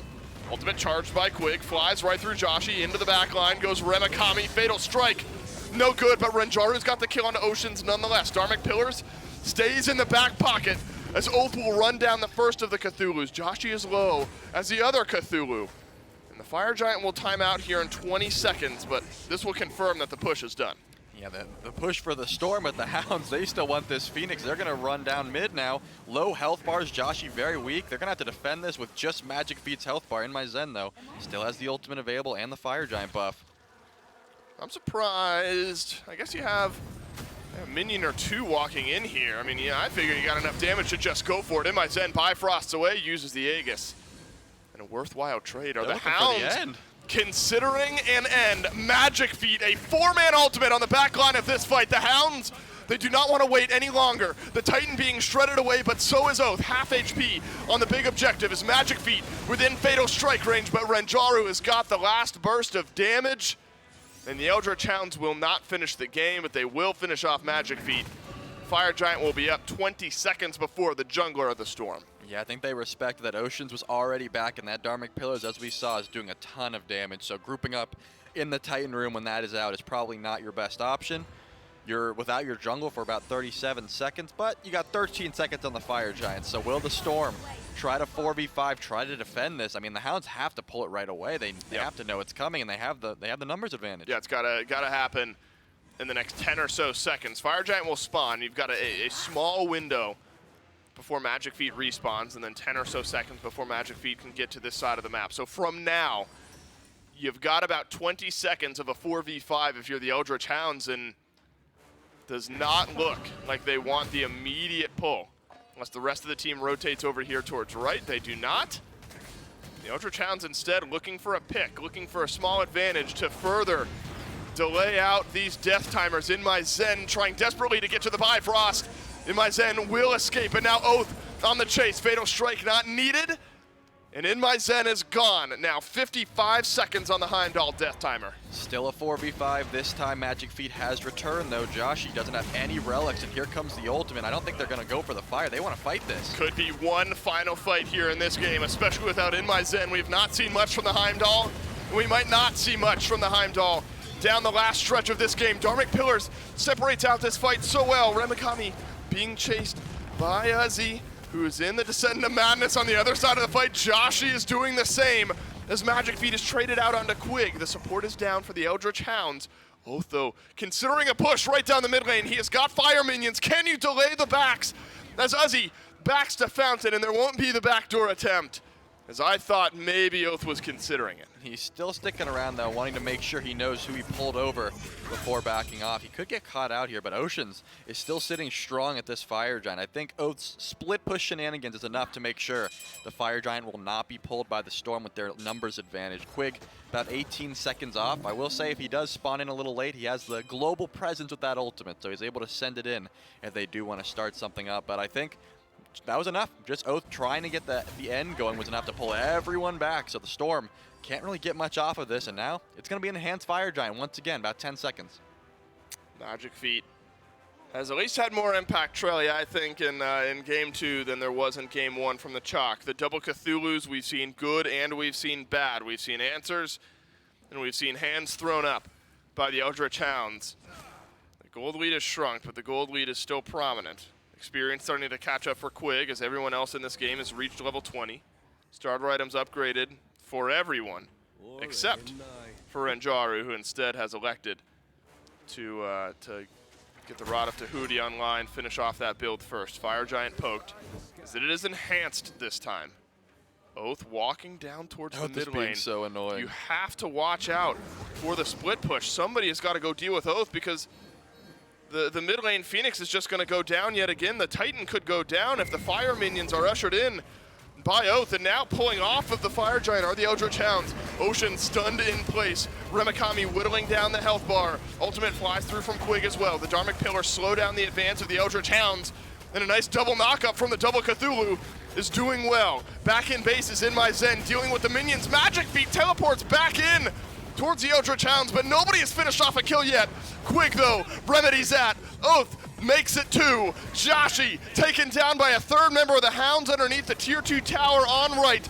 Uzi will be worked through, and the Eldritch Hounds finish off 4 kills. In my Zen, the last one on the map. The health bars are low, Trelly, but the Titan is low as well, and there are fire minions in mid. I think Zen does have the health bar and the ultimate available, so as long as he can save this Phoenix, there is an avenue where he can save this game. He's going to be very careful. Where's he going? Oh, he's off to the wrong side. He's going to have to go back. Mid lane Phoenix is an afterthought. Titan might just be an afterthought. We could be building this all up, and the Titan might just die instantly. In My Zen is close. He is in range.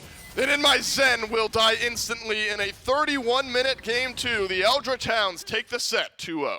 I mean, there was a lot on his shoulders there, probably teleporting out, wanting to get a full health bar. I think Zen, 1v4, you weren't the reason that game lost anyways. I mean, that team fight just went so poorly. And of course, once that Phoenix went down, Oath pulls everyone towards the mid and then just rotates back in, and you have the numbers advantage once again. What a chaotic set between these two teams.